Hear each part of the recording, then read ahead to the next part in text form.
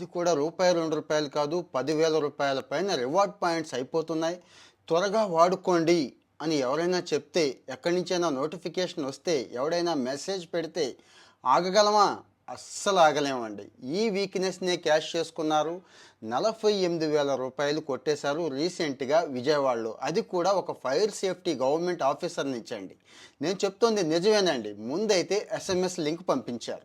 వీడు పాపం ఆత్రం కొద్దీ ఆ లింక్ ఓపెన్ చేశాడు. Reward points, state bank of India reward points. అది కూడా స్టేట్ బ్యాంక్ అనగానే చాలా ట్రస్టెడ్ బ్యాంక్ కదా, నమ్మేశాడు, ఓపెన్ చేశాడు.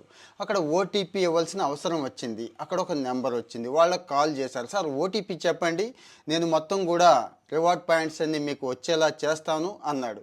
ఈయన పాపం అదే ఆశలో, అదే మూడ్లో ఉండి ఓటీపీ చెప్పేశాడండి. అంతే, ఒక్క నిమిషంలోనే 24,000 రూపాయలు వెంటనే సర్దుకున్నాడు, జాగ్రత్త పడ్డాడు. ఇంకొక 51,000 ఉంటే వాళ్ళ